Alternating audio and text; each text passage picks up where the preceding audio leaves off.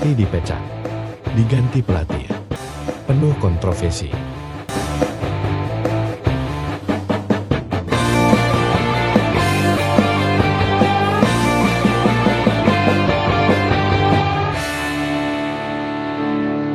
Diberhentikannya Sintayong dari kepelatihan Indonesia memang menggemparkan penggemar sepak bola di Indonesia. Pro dan kontra mengenai penghentian STY dari kepelatihan Timnas Indonesia memang tidak bisa dihindarkan. Kendati demikian, PSSI telah menunjuk Patrick Kluivert sebagai pelatih terbaru Timnas Indonesia. Jejak Kluivert sebagai pemain. Sebagai pemain, Kluivert memang memiliki sejarah yang lumayan mentereng di medio 90 bersama Barcelona. Kluivert menjadi salah satu striker tajam yang menghiasi dunia sepak bola pada masanya. Jejak Kluivert sebagai pelatih.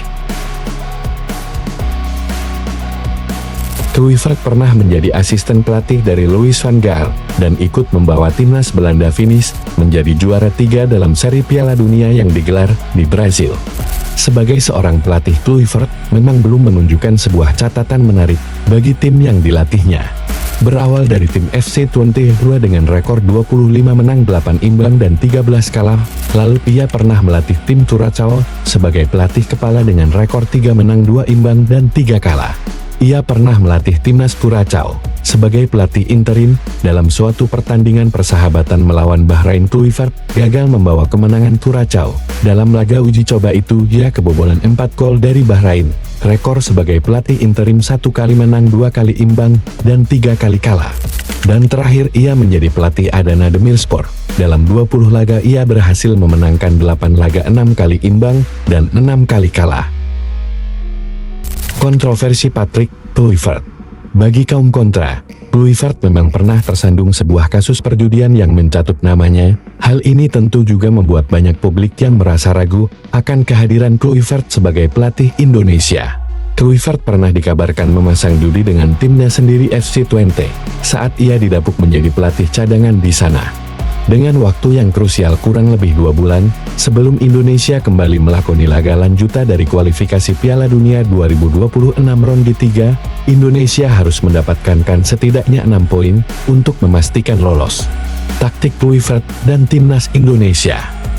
Dalam wawancara bersama Mata Najwa, Kluivert memiliki pandangan yang positif mengenai Timnas Indonesia di bulan Maret lalu adalah sebuah pembuktian dari Kluivert dalam melatih tim Garuda. Waktu yang relatif singkat untuk membangun tim dan meneruskan estafet yang dibangun oleh STY.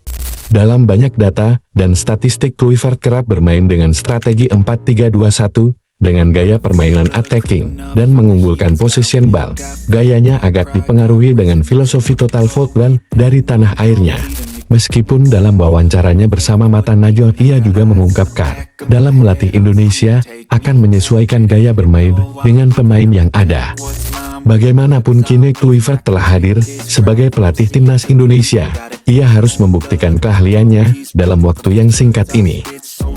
Pembuktian Kluivert. Menjelang Maret, amunisi Timnas bertambah dengan hadirnya Jui Pelupesi dari Lommel SK, Dian James dari Go Ahead Eagles, serta Emil Audiro Mulyadi dari Palermo.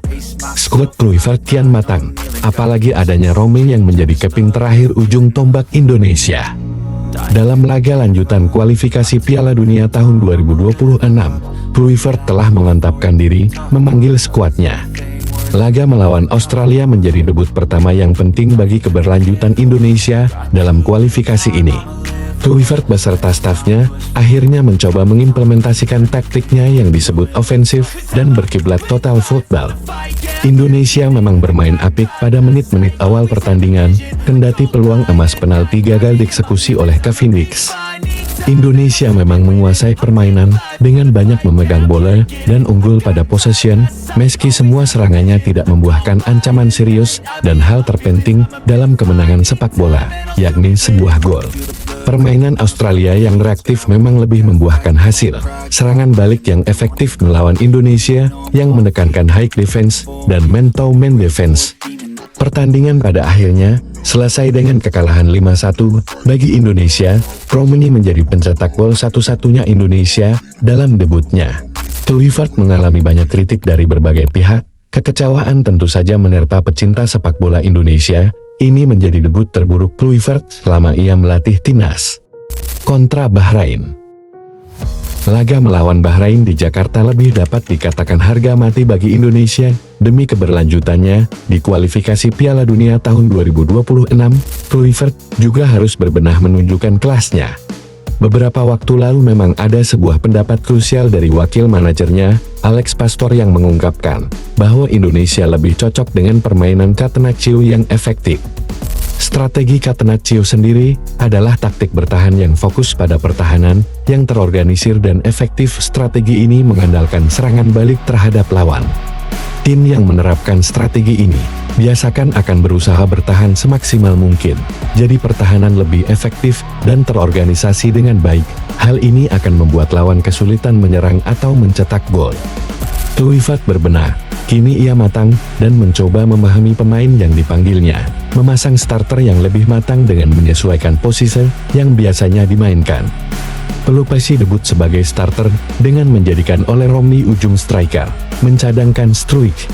Permainan yang agak ofensif di babak pertama dengan lini bertahan solid dari kombinasi bek tengah terbaik Rego, Ises, dan Homer sangat ketat. Pon Pelupesi yang menekan di lini tengah serangan Bahrain juga membuat Hai lebih bebas. Akhirnya terbayarkan dengan gol cantik Romli dari sebuah sentuhan sederhana yang indah. Indonesia unggul 1-0. Babak kedua Indonesia yang lebih defensif berhasil menekan serangan Bahrain dan menjadikannya poin kemenangan. Dalam catatan awal bersama Indonesia, Kluivert telah mencatatkan 1 kalah dan 1 menang. Juli mendatang akan menjadi pembuktian lain bagi dirinya. Dalam rentang waktu yang lumayan, Kluivert dapat lebih mengenal dan mengasah timnas Indonesia. Tentunya kita semua berharap yang terbaik. Apakah Kluivert berhasil menyapu bersih kemenangan dan membantu timnas lolos ke Piala Dunia tahun 2026? Kita tunggu Juli nanti. Terima kasih sudah menonton video ini. Jangan lupa subscribe, like, komen dan share ke temanmu ya. Informasi sepak bola sepanjang masa dia bola masa.